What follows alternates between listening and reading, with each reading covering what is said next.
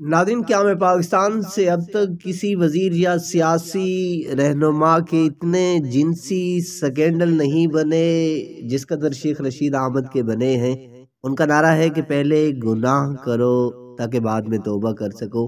فلمی اداکاراؤں سے لے کر عام لڑکیوں تک ہر جگہ شیخ رشید احمد کا نام سنائی دیتا ہے، خاص طور پر نواز شریف کے پہلے دور اقتدار میں جب ان کے پاس وزارت ثقافت تھی تو اس وقت گویا ان کی پانچوں انگلیاں گھی میں اور سر کڑھائی میں تھا۔ پاکستانی تاریخ میں پہلی بار انہوں نے اعلان کیا کہ وہ مائیکل جیکسن اور میڈونا کو پاکستان لائیں گے۔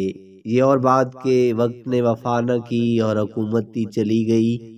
شیخ رشید احمد اپنی سوانح عمری فرزند پاکستان میں خود اعتراف کرتے ہیں کہ وہ متوسط طبقے سے تعلق رکھتے تھے اور ان کی سیاست غریب پروری کی سیاست تھی جو بعد میں صرف زنا پرور ہو کر رہ گئی۔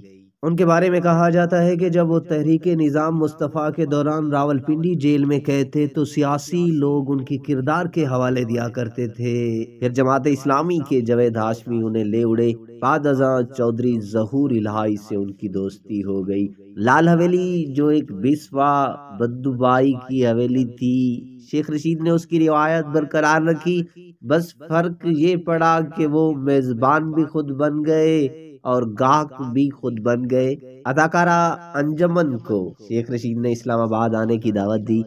اس دعوت کے ساتھ ہی یہ خوشخبری بھی سنائی گئی کہ انہیں نف ڈک ایوارڈ دیا جا رہا ہے۔ اداکارہ انجمن اپنے خاوند مبین اور بچوں کے ہمراہ وفاقی دارالحکومت پہنچ جاتی ہے۔ وفاقی دارالحکومت میں شیخ رشید ایک وفاقی وزیر کی حیثیت سے رات کے 11 بجے انہیں چائے کی دعوت دیتے ہیں اور ساتھ ہی یہ کہ وہ اکیلی آئیں۔ انجمن نے معذرت کر لی کہ وہ اپنے ایک عدد خاوند مبین ملک اور بچوں کو چھوڑ کر اکیلی نہیں آ سکتی۔ شیخ رشید نے انجمن کی اس اداکارانہ معذرت کا برا منایا۔ رات کو لال حویلی میں جام چلتے رہے، دل اچھلتے رہے والا معاملہ ہو گیا، لیکن محفل پر رنگ شباب نہیں آیا۔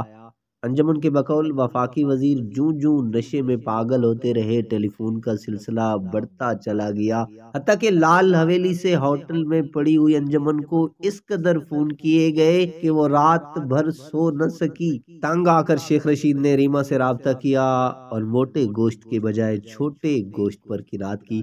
اداکارہ ریما لال حویلی کی رات کو حسین بنا کر سرکاری ایوارڈ حاصل کر لیا۔ اداکارہ انجمن محروم رہ گئی۔ شیخ رشید احمد کی وزارت کے دوران ریما اور شیخ رشید ایک ہی نام کے طور پر پکارے جاتے تھے۔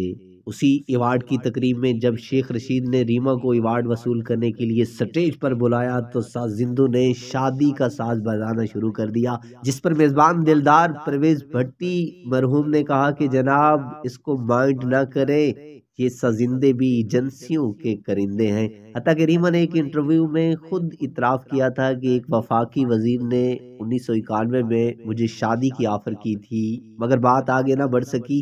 اس واقعے کے ایک چشمے دید گواہ بتاتے ہیں کہ شیخ رشید نے ریما کی ماں کو ہاتھ جوڑ کر التجا کی کہ انہیں اپنی پیاری فرزندی قبول کر لیں، لیکن ریما کی ماں نے یہ کہہ کر ٹال دیا کہ جب ریما کے ساتھ تم باقاعدہ اپنا کام کر لیتے ہو تو پھر شادی کی ضرورت کیا ہے۔